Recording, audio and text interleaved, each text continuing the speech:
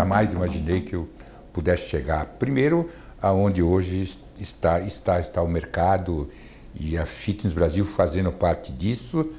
Segundo, não acreditava também que eu pudesse chegar aonde eu estou hoje como pessoa, como ser humano, no estado de saúde que eu estou, que é um privilégio. Acreditava muito menos que a minha mãe estivesse viva ao meu lado. Em suma, não acreditava. E acho que isso é um privilégio.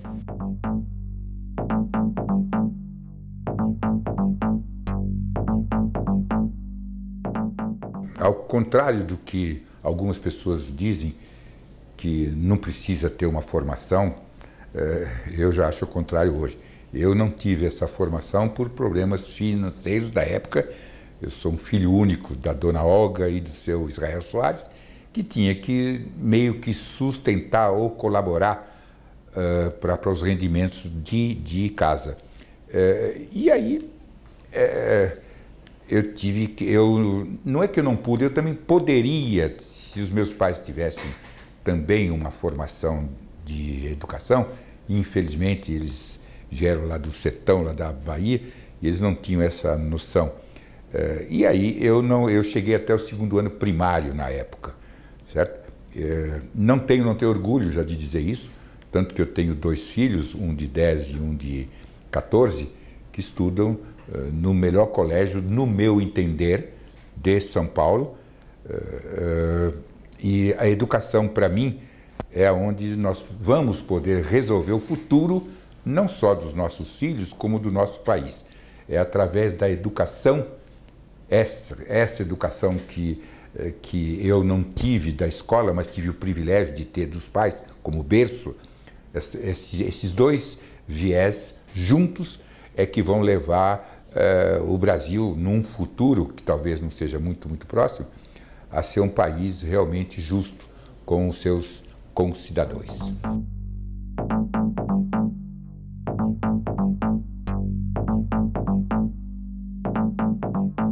Na verdade, apesar de ser uma pessoa de origem humilde, eu tive a oportunidade de ter acesso à prática do esporte. Eu tenho até a impressão que eu já nasci com 1,90 m, você entendeu? Porque a minha mãe me disse que eu já nasci com 6 quilos. Então eu acho que eu já era grande desde quando eu nasci. E aí, por conta dessa estatura e de amigos que tinham uma condição financeira na época muito melhor do que a minha, e eu brincava muito naquele tempo, para os mais antigos aí, eram os tempos do neorrealismo italiano, cinema, que eu sempre gostei e amo cinema, e tinha um filme que era Pobre, Mas Belo. No tempo de garoto eu achava que eu era pobre, mas era o mais bonito da turma. Então eu era alto, forte, né? E aí eu comecei a jogar basquete. Me chamaram um dia e eu fui jogar basquete. E aí gostei. E a prática da atividade física através do esporte de basquete me tirou, na época, de outros caminhos que estavam todos os dias na minha frente, mas eu comecei a conviver com um grupo de jovens de 14 anos, 13, 15 anos, que tinham uma situação financeira melhor do que a minha, mas graças ao meu porte físico, ao meu savoir-faire da época, meu jeito de falar, eu fui ganhando a amizade dessas pessoas e eles foram me levando para um caminho onde eu fui aprendendo coisas, lendo mais, entendendo a vida de uma maneira diversa de vários meninos que na época iam pelo caminho das drogas, o mau caminho. Então, a atividade física, para mim, pautou desde pequeno que era um caminho para quem não tinha alternativa. E hoje, quando eu vejo alguns meninos lá da periferia, ou jogadores já de futebol mesmo, que nascem da periferia, são pessoas humildes, ganhando essa expressão toda, é um caminho que, de repente, é o único que tem para que essas pessoas que não tenham educação, cultura, não tenham tudo isso, possam fazer para crescerem. Alguns têm tudo isso e crescem para o lado errado, até mesmo que o dinheiro demais também leva para isso. E nada substitui na educação a história que eu digo do berço. Berço não é pedigree. Berço é pai e mãe. E isso eu sempre tive, um pai e mãe simplórios, mas muito rígidos no sentido de que você vai ser um bom homem, vamos tentar. E eu tive a sorte, o privilégio de, através da prática, da atividade física, o esporte, sair por um caminho diferente do que a maioria na época chegava.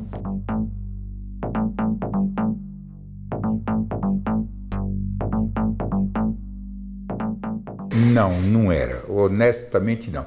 Eu jogava basquete e gostava do esporte porque ele me dava, e eu não tinha percepção, ele me dava um estado físico que hoje chamam de saudável, mas que eu não sabia. Mas talvez a diferença é que eu tinha essa percepção que hoje é notória. Na época eu me sentia bem, eu me sentia com uma autoestima mais alta, eu me sentia benquisto, porque eu participava de uma competição e tinha vários agentes, mas longe de estar na época ligado a essa história que é mais moderna, que nós vamos falar adiante, que é o bem-estar. Tá? Então, e eu concordo, você falou uma coisa importante. A educação física teve um momento de alta lá pelos anos 60, 70, vindos dos militares, mas ela sempre foi muito tratada de uma forma muito rígida. Tanto que até hoje algumas universidades, escolas de educação física, ainda têm no seu currículo aquela educação física meia do culto, ou seja, do militarismo. Ela não se preocupava com a demanda que hoje está tendo. Em suma, não estava errada, mas são ciclos, né?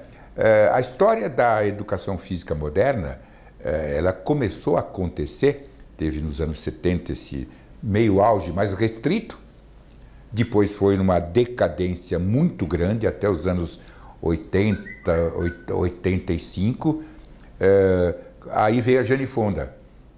E aí eu sou brasileiro nato, sou baiano, sabe? Amo o Brasil, não abro mão de nada, mas a gente precisa entender que tudo isso que está acontecendo hoje para o setor da educação física veio por parte dos americanos, lá com a Jane Fonda, certo? Quando ela fez aquele famoso vídeo que vendeu 1,5 milhão de cópias, com polainas, meio kitsch, com aquele cabelo, e ela fez um vídeo que vendeu 1,5 milhão de cópias em um mês. Não tinha aeróbica ainda já naquele tempo. Ela é que fez a aeróbica. O vídeo foi um sucesso de venda e um insucesso para a classe médica, porque começou a lesionar joelhos de todo mundo. Aí foi que começou a aparecer o que hoje nós chamamos, graças a um erro clássico de entrada de lesões. Você veja como é que às vezes a gente faz uma coisa errada e ela ajuda porque transforma isso no bem. Quando começou a lesionar toda a classe médica do mundo, começou a questionar a aeróbica de alto impacto, e aí houve um recolhimento por parte dos americanos desse vídeo, e aí louva-se, poucas pessoas sabem disso, o Dr. Kenneth Cooper, que foi contratado para reestruturar o programa, e reestruturou com aeróbica de baixo impacto.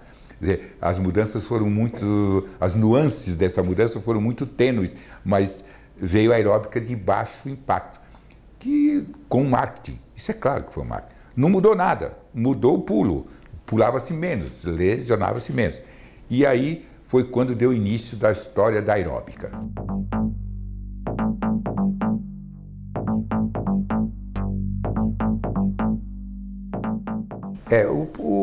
O antigo professor de educação física, hoje profissional de educação física ou educador físico, aí você tem várias denominações, tem várias correntes, mas o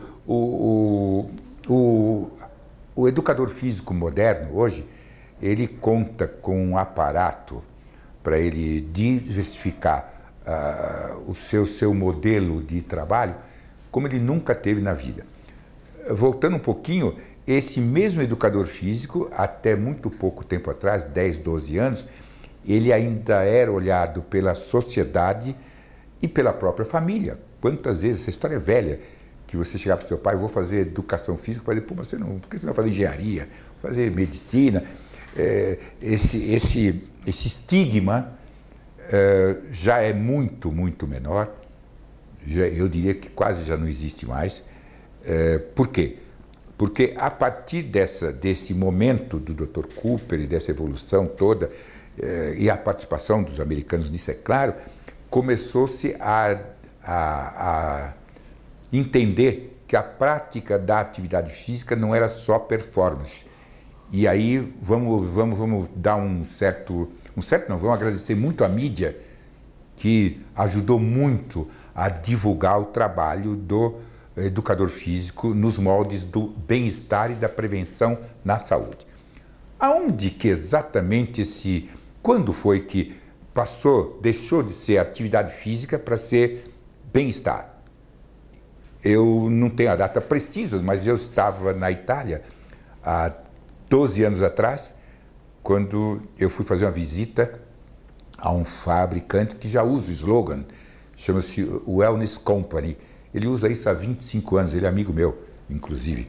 É uma empresa forte, grande, que tem design importante e tem essa cultura que é europeia. Você não vai ver nunca um americano, você não consegue entender um americano falando em bem-estar.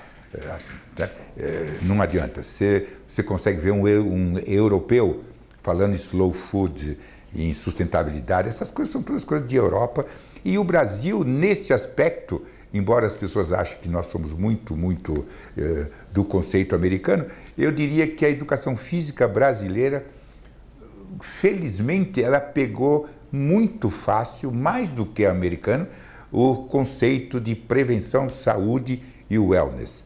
E isso aconteceu há praticamente 12 anos atrás, quando, sem pretensão nenhuma de ser o pioneiro, mas eu voltei da Itália vendo isso claramente. Aí sim eu já sabia o que eu estava fazendo, vendo que não teria um outro caminho para o setor, para as academias, para o educador físico, para a indústria, essa transformação importante que iria pegar toda a sociedade mundial, que era atividade física como saúde e bem-estar, não só como performance, ou como shape, ou como physique de rôle, entendeu? Que é o que está acontecendo hoje.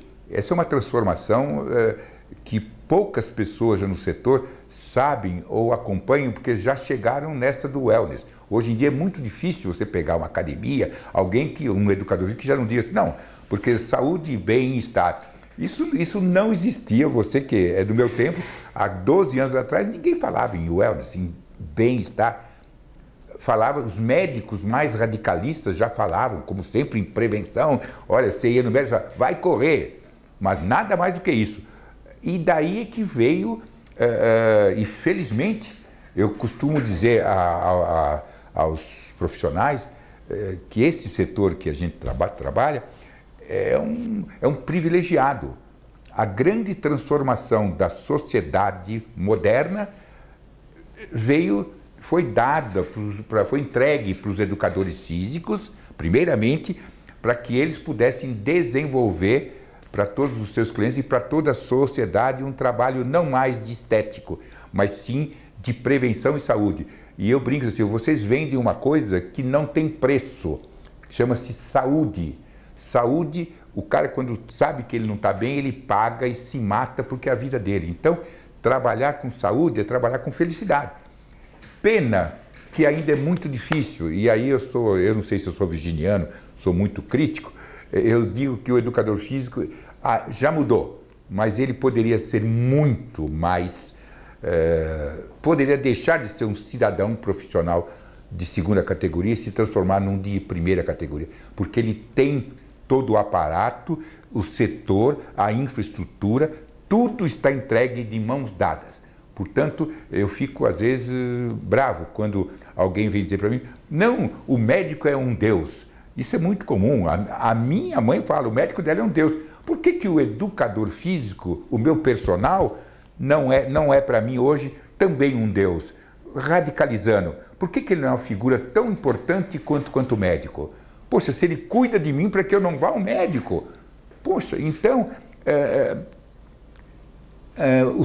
o educador físico, ele tem, além de tudo, ele tem que botar na cabeça dele que quando ele chega para um aluno, ele está vendendo a coisa mais importante que esse aluno quer. E ele tem que explicar, porque o aluno também não consegue entender, porque é muito novo o conceito. Agora, o aluno só se apercebe disso quando ele tem uma dor já no joelho ou tem uma contusão séria, aí ele não procura educador físico, ele diz, aquele cara me quebrou. Aí ele vai no médico. Não sou contra médico, aliás, no final nós vamos falar sobre o que está acontecendo, Exercise and Medicine, vai juntar tudo. Mas o médico hoje, ele é considerado um deus, sendo que o educador físico tinha que ser considerado o teu coaching de vida. Aliás, eu trocaria o nome. Um educador físico, ele faz coaching, não é coaching de negócios, coaching de vida. Você não tem um mecânico já para o seu carro? Quando o seu carro, o carburador rateia, eu tenho um mecânico que é o meu mecânico, vou indicar ele para você. Por que com você não existe isso? Você entendeu como é que a coisa quebra? Então falta percepção também do cidadão para que ele cuide melhor já da vida dele e chegue numa idade mais madura, sem pretensão, vou citar o meu caso, 72 anos, orgulhoso já da minha idade. Sim, eu sou orgulhoso já da minha idade, porque no começo você me perguntou se eu sabia disso, eu nunca imaginei. Porém, quando eu vou fazer os meus exames, e fiz agora recentemente, passo um dia fazendo os meus exames, quando eu recebo o resultado, isso foi agora, quer dizer que a semana passada, e os médicos me disseram, Valdir, você está ótimo já para a sua idade, eu chorei. Eu chorei porque só eu sei o trabalho que eu tenho e o que eu me cuido, não por mim só, pelas pessoas que eu também amo, pela minha família, pelos meus filhos, pelos meus amigos e principalmente pela vida maravilhosa que Deus me deu. Aí o médico falou, o que houve? Eu fiquei emocionado. Porque eu fiz do meu corpo um templo e eu respeito o meu corpo e cuido dele, cuido melhor do que o meu automóvel. Claro, hoje acontece o inverso, as pessoas cuidam melhor do carro do que de si mesmo.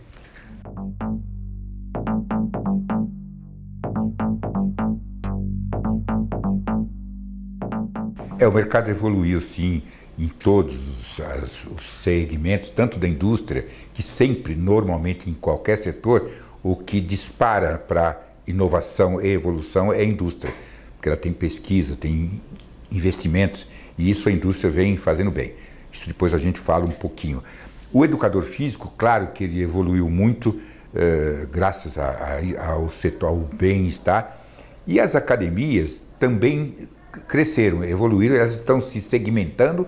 Hoje você tem grandes academias, são quase clubes, você tem os estúdios, você tem as academias de bairros, você tem as academias para mulheres, você tem academias para crianças. O único setor que ainda não conseguiu ter uma academia específica é para a minha turma aqui, que eu chamo de geração Cocum. E eu sei o porquê que ainda não conseguiram montar uma academia exclusiva para a minha geração, porque é o segmento que mais cobra e que embora seja idoso, velho que eu digo, ele não aceita essa conotação pejorativa de terceira idade, melhor idade, blá, blá. Então ainda não tem, mas é isso. Agora, vamos voltar. Claro que os educadores físicos estão se preparando muito mais.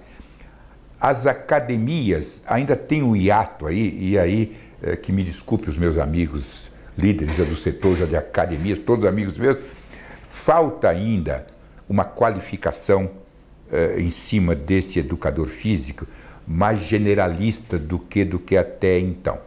Eu frequento todas as academias, tanto as maiores como as menores, no Brasil inteiro, e o que eu vejo, por exemplo, no meu caso, eu sou uma pessoa de 72 anos, sou um diabético, muito bem cuidado, tenho todo esse aparato que eu te disse, conheço o meu corpo como ninguém. Eu não preciso, mas até hoje,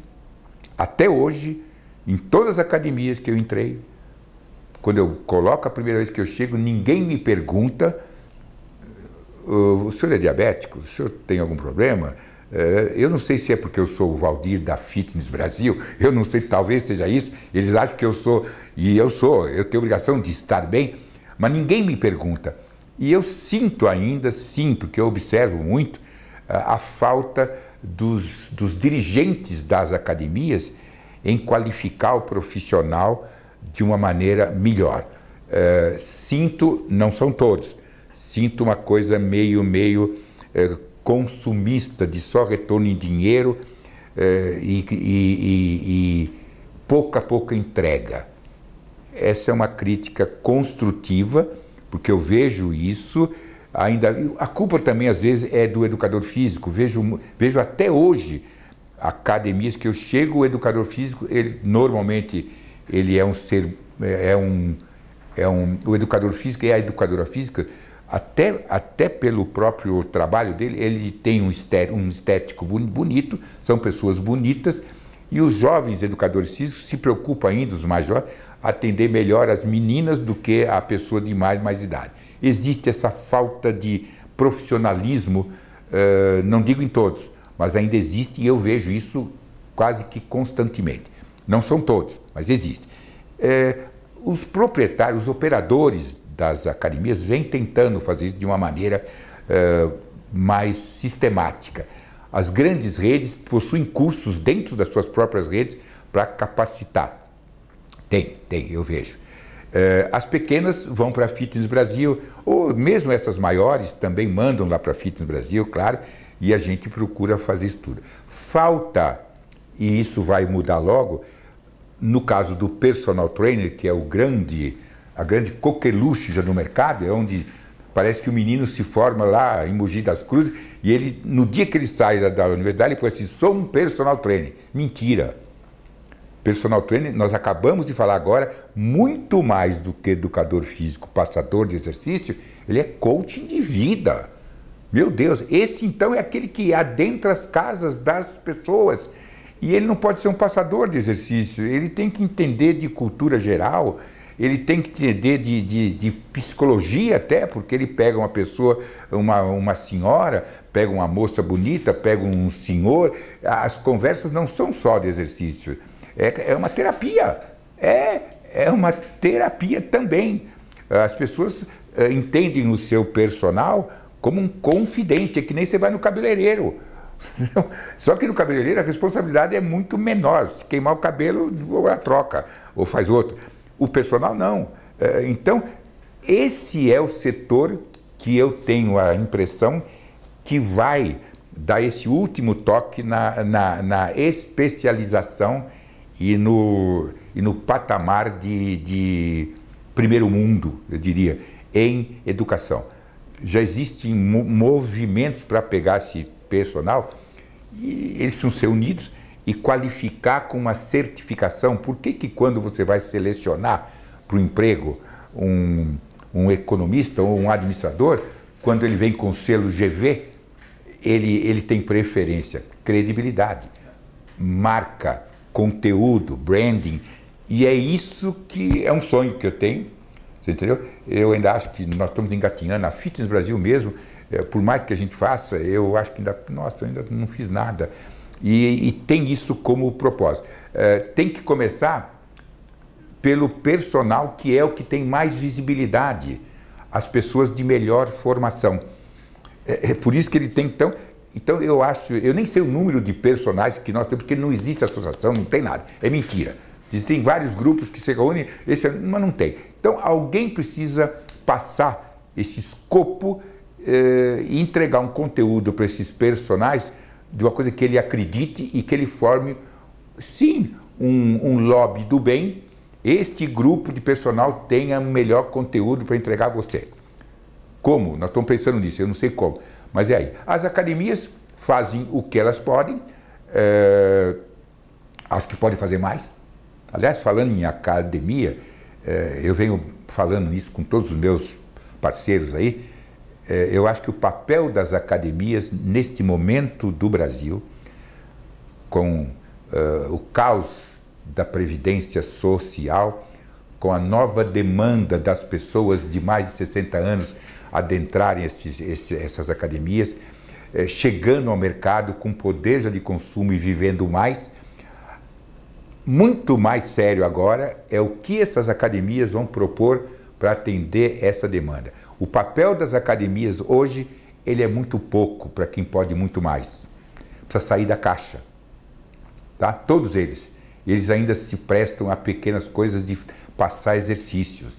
E aí vem aquilo que você me perguntou, como é que o profissional cresceu? Não, ele cresce na medida de que o empregador dele dá condições e ilustra para ele o que é o mercado. Até hoje as academias podem muito mais, mas estão fazendo muito menos.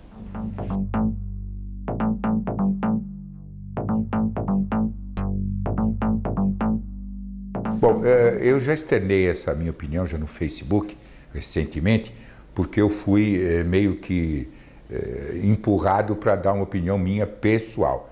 E eu dei. Primeiro, eu acho que a academia não é hospital. Em primeiro lugar, eu pratico atividade física há 200 anos, se for expressão, e eu nunca me preocupei com atestar se a academia tem... Porque eu me conheço, eu me cuido e eu tenho responsabilidade sobre a minha pessoa. Então, eu conheço o meu corpo. Aí vão dizer, pô, mas você é um privilegiado, você faz exames médicos, pô, eu tenho tudo. Por quê? Porque eu sou fora da curva. Então, fica meio incoerente quando alguém pede que as academias tenham os atestados médicos, eu faço o exame médico, porque você veio fora, e eu já respondi disso também, hoje em dia o Brasil está infestado de academias ao ar livre, infestado. Eu acho isso, desde o começo, isso foi um desserviço à prevenção e à saúde e ao setor e aos educadores físicos. Por quê? Venderam qualquer cidadezinha do interior que você passa, tem lá o equipamento, normalmente sem ninguém, eventualmente 2 velhinhos tentando fazer uma coisa que a nível de biomecânica não sei se é legal. Normalmente esses idosos que estão lá têm doenças crônicas, claro, diabetes, artrite, osteoporose, coluna, e não tem... Você viu algum equipamento desse com educador físico orientando, pelo menos em certos horários do dia? Nunca vi. Nunca vi. Isso está lá, está no Brasil inteiro, e a minha impressão é que as prefeituras ou as cidades que adquiriram isso de uma maneira meia só para fazer vitrine, que está fazendo em bem-estar, e hoje você passar na maioria delas, não conheço, né? Eles estão jogados, enferrujados, né? E não tem ninguém. Para ser mais próximo do que nós estamos no Ibirapuera, aqui perto, você tem lá o equipamento. Eu vejo de vez em quando que eu passo lá, tem alguma pessoa fazendo, não tem orientação nenhuma, e ali ninguém pede exame médico. E ali é que está o problema. Então, acho meio incoerente chegar para uma academia estruturada, não estou falando que são todas, dessas grandes redes, né, que tenham, entendeu? E pedir que eles cuidem disso lá. Se lá fora que não tem, se os mais... Pô, quem vai numa academia, no mínimo, 80% conhece o seu corpo e já sabe alguma coisa. Agora, quem vai numa academia ao ar livre não sabe nada e não tem ninguém orientando. Então, fica meio louco. Continuo dizendo que cada um tem que ter o seu médico. Quando se propõe a ir numa academia, ele já tem que chegar lá com o médico deles e que orientado. Isso faz parte de uma coisa que nós estamos fazendo agora, que é educação para o bem-estar. No meu evento em Santos, você viu a minha Estação Vida, é um evento profissional. Mas há 6 anos que eu instalei a Estação Vida, aberta ao público, são os mesmos profissionais que estão lá em cima que descem e doam equipamentos, programas, exercícios para a população. É muito comum você ver em Santos criança de roupa normal, vestidinho, fazendo zumba ou fazendo ginástica funcional. Eu vi esse agora, recentemente, casais de famílias com sapato, já tendo a percepção de que aquilo pode ser... e para esse leigo, não adianta colocar um exercício hard, você tem que ir pelo happiness. Aí happiness é o que Zumba vem fazendo muito bem. Atividade física pode ser felicidade também. Você vai fazer rap, vai dançar, já é alguma coisa.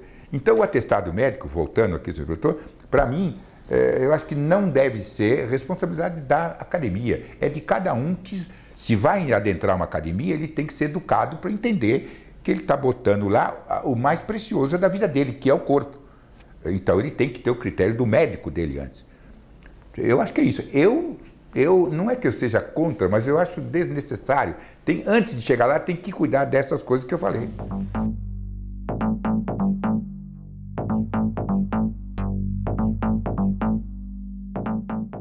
São nossos, da minha turma da antiga, aí, como respeito, ética, educação, paciência, olhar nos olhos dos outros e entender o outro como uma pessoa integrante já do modelo que nós temos já de vida. Esses valores estão hoje muito mal entendidos. É um momento difícil, isso me preocupa muito. Eu não estou falando de governo, porque não é de situação econômica toda, de violência, respeito ao ser humano. E nós temos o Instituto Fites Brasil, é uma ONG, e eu doei uma academia há 3 anos atrás para o prefeito de São Paulo, Kassab. Eu disse, eu queria entregar um pouco para minha cidade, tudo que me deu, eu queria entregar isso de volta. Sem demagogia nenhuma, não é isso, é porque meus pais me ensinaram isso. E aí eu fui lá, me levar no Céu do Campo Limpo, e hoje nós temos uma academia lá há 3 anos, tem 500 senhoras de idade fazendo exercício, e não só entreguei a academia, como avaliei as pessoas antes e vem sendo avaliada durante esses 3 anos para ter, e isso faz parte do livro, que no final daqui eu vou mostrar, que está tudo, é real, não é história. Essas pessoas estão sendo avaliadas durante esse tempo todo e está se vendo, com dados reais, a evolução do quadro de artrose, dessas coisas todas. A promessa, na época, foi que aquilo seria uma academia modelo, e está lá, para que o governo pudesse implantar nos outros 42 CELs que tem aí, que tem tudo pronto. Ninguém pediu dinheiro, ninguém cobrou nada, é um trabalho que... né? E aí eu vejo que a academia está lá, o governo está aí e ninguém faz nada. E aí eu vejo o nosso ministro da Saúde hoje pregando vários programas, Academia do Povo, só que isso é divulgado na mídia com alarde, e depois quando você entra para ver o programa, ele é desse tamanho, e na mídia sai como estamos lançando 500 mil academias de saúde, aí você vai ver, não é nada disso. Então, eu acho que o governo tem intenção, mas não sei aonde, que no meio do caminho, quando chega lá na ponta, não está acontecendo. E aí, algumas pessoas que são corretas e que têm projetos decentes, não conseguem o acesso ao governo, porque é uma enrolação toda. Então, eu acho que o governo peca, sim. Aliás, as avaliações do Ministério da Saúde nesse governo, e aí não vai crítica a ninguém, mas vai só o real, são as piores possíveis. Os hospitais estão lotados, tem gente nos corredores, sendo que tudo isso poderia ser feito de uma maneira com políticas públicas de saúde baratas. O setor, a indústria, os CREFs, as ACADs, o CONFEF, os educadores físicos, eu tenho certeza, as academias, nós estamos prontos para aglutinar isso tudo, para oferecer para o governo. Eu tenho um projeto pronto. Quer dizer, não meu, de todos nós do setor, e eu não vejo ninguém olhar para isso e dizer, vamos tentar fazer. Tem um projeto que chama-se Let's Move, que a dona Michelle Obama, lá nos Estados Unidos, que é da ISA, que é meu sócio americano, que ele já está andando nisso. Ela encampou o projeto junto com a ISA, que é a Fites Brasil, lá na América, e ela é a primeira dama, encampou uma campanha Let's Move, ou Mexa-se, para os Estados Unidos, para crianças obesas em escolas públicas. No segundo dia que ela encampou, a dona Beyoncé chegou e falou assim, olha, eu vou gravar um clipe de graça em prol das crianças, blá, blá, blá. No terceiro dia, toda a mídia americana encampou o projeto, e o projeto está indo de vento em popa. Eu tenho isso tudo aqui no Brasil, está pronto. Alguém, você vai pedir para qualquer artista, nem vou citar o nome, gravar um clipe de apoio, eles querem um cachê. Então, fica meio difícil. Então, não é só o governo, é uma cultura de olhar só para dentro de si, que são esses valores que eu estou dizendo que estão mudando tudo, que as pessoas não pensam nos mais necessitados, talvez por não terem vindo da periferia como eu vim, talvez por não terem sido engraxados como eu fui com 12 anos, talvez porque tenham perdido essa essência que é a nossa origem, que é a coisa mais importante da vida. Hoje, o São Paulo é uma cidade que assusta. Também nós moramos numa ilha, aqui na Zona Sul, onde tem uma elite que, na grande maioria, também faz muito pouco, não devolve nada. E aí nós estamos nesse ciclo todo, onde o governo também não faz nada. Corrupção, não adianta querer esconder, é vigente. Hoje cada um quer tirar vantagem do outro e ninguém se une. Isso é muito triste. Às vezes eu me sinto até gagá, falando, pô, será que eu estou ficando velho? Aí eu vou falar isso com os meus filhos, né? Tenho um filho de 14 e eu explico isso para ele. E meu filho me disse essa semana, não, pai, você não está ficando velho. Você sempre foi assim, nós vamos ser assim. Pô, isso me faz sair de casa mordendo e tomando pancadas e não, vamos lá, conversando. Então, eu acho que o governo tem parcela de culpa, mas a sociedade também tem muita culpa nisso, e o setor, esse setor eu conheço todos os líderes. Eu tenho certeza que se eu falar alguma coisa e propor um projeto, eles estão de braços abertos, os grandes líderes. Eu sei porque eu já falei disso. Senhor Valdir, me traga um projeto. Agora, eu não posso trazer o projeto se eu não tenho apoio já de governo, certo? Então, eu estou negociando com uma entidade privada, um banco, nem vou citar o nome ainda, porque, né, e eles estão olhando com bons olhos a possibilidade de trazer o Let's Move, que é o Mexa-se, do nosso amigo Fábio Sava. Ele já me deu o nome também. Você veja, o Fábio só pode usar o nome, não tem problema nenhum. Para que a gente faça um projeto Mexa-se Brasil. Mas não é para a elite, é para quem não pode pagar academia, que nem tem no céu já do Campo Belo. São para as crianças obesas que estão aí agora. Hoje em dia, os mais pobres são os mais obesos, porque não tem o quê? Educação para o bem-estar.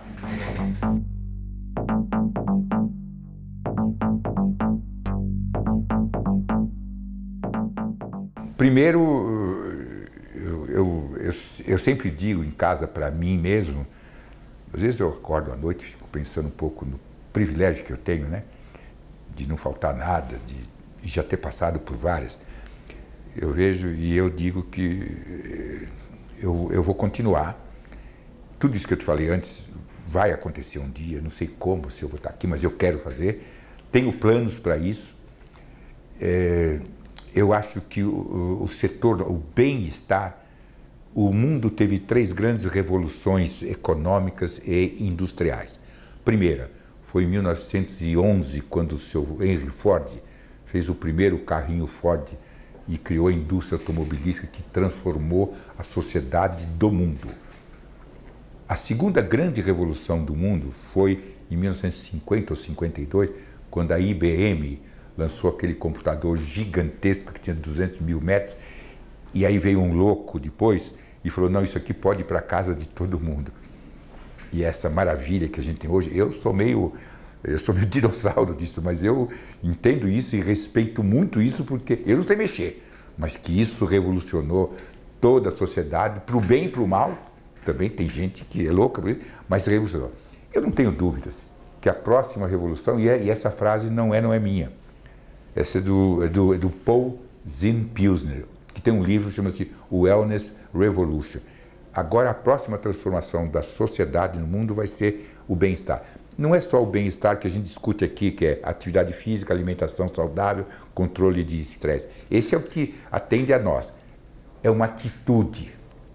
As novas gerações virão com certeza muito melhores do que as nossas. Muito melhores. Já tenho isso visto nas escolas do meu filho, os amiguinhos dele, e eu tenho o privilégio de, com essa idade, ter filho de 10, 12. Então eu converso com eles, eu vejo os amiguinhos dele, todos eles já têm uma outra vibe. Essa linguagem deles tem uma outra vibe. Não é a minha vibe. Eu vejo aqui os meus colaboradores, muito jovens também, com essa percepção, eles entram aqui na empresa, gozado, isso é uma coisa que eu tenho visto aqui também, são muito jovens, eles entram aqui nem entendem bem o porquê que eles estão na fita, às vezes não sabem o que é. Um mês depois, eles ficam apaixonados. Porque não é um negócio. É um negócio, precisa dar dinheiro, claro, mas é uma atitude. E poucos têm o privilégio de ter uma empresa como a minha, e eu ser um baita maluco como eu sou por isso. Então eu acredito muito. Tem projetos, tem planos.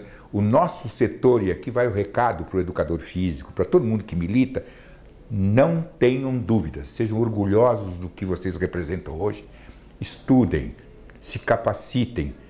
Não precisa ser na Fitness Brasil, não, pode ser aonde for, leiam, não fiquem só na educação física, fiquem no mundo, na diversidade, gente, para que vocês possam serem educadores físicos e cidadãos completos. Estamos engatinhando, eu imagino que nós vamos ter grandes transformações no modelo de negócio das academias. Todo mês o nosso setor é muito dinâmico, por isso que é difícil acompanhar. Todo mês tem um produto novo. Você abriu hoje aqui falando que Pilates é sucesso, Pilates estabilizou já.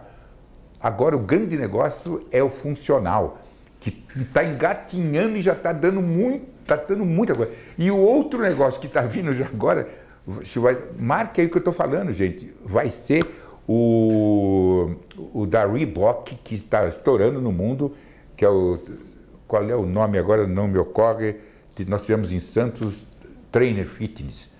É um treinamento meio insano. CrossFit, me perdoe, é que é tanta coisa, imagina. O CrossFit nem chegou, agora o Pilates estabilizou e já é grande. O funcional está vindo com tudo e está começando. E já tem o CrossFit que nós vamos lançar, já lançamos esse ano em Santos, foi uma loucura e já está no mundo inteiro e o Brasil não tem. Zumba, meu amigo, e Zumba então, quem diria que uma aula em grupo, como eu faço há 25 anos em Santos, com os brasileiros, eu punha 1000 pessoas dançando, aquilo hoje chama-se Zumba, passou por aqui e ninguém teve a percepção que teve. O meu amigo Albert Pellman, que é o CEO, hoje é uma empresa de 400 milhões de dólares no mundo, está em 170 países. São nossos parceiros.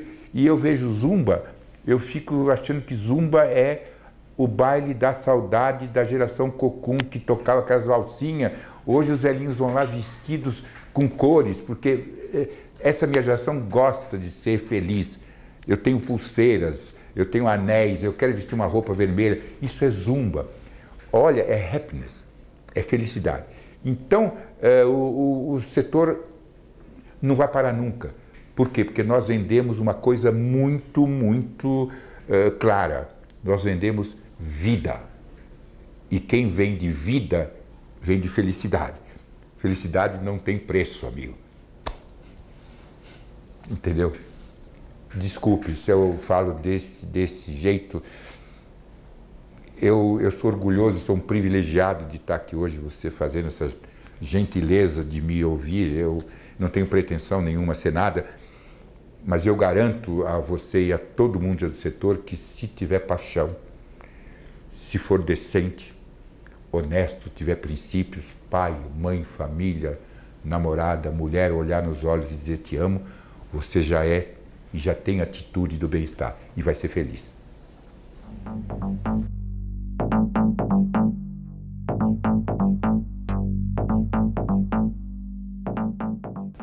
Primeiro eu vou dizer para ele muito obrigado por eu ter tido o privilégio de poder fazer tudo isso que você me designou e eu ter tentado ao máximo corresponder a essa bênção de poder ajudar as pessoas através do meu trabalho e da minha paixão. Eu só queria deixar uma última coisa, as pessoas que não me conhecem bem ainda, todo esse depoimento foi do coração realmente. Eu devo muito à educação física, muito, tá? E talvez seja por isso que eu lute tanto por maior capacitação, por isso que eu brigo com os profissionais, que eles têm que evoluir. Eu acho que é por isso que eu gostaria de ser um educador físico. Talvez meus filhos sejam, e eles vão ser os melhores, claro. porque tudo que eu tenho, a minha família, minha mãe, meu pai, tudo que eu tenho nesse mundo veio de quem? Da educação física. Então, embora eu não seja um educador físico, Deus me colocou nesse raro privilégio. E eu queria que vocês que estão ouvindo hoje aqui esse nosso papo tivessem essa mesma certeza que eu tenho. Vamos transformar a vida das pessoas, como vocês transformaram a minha, educadores físicos.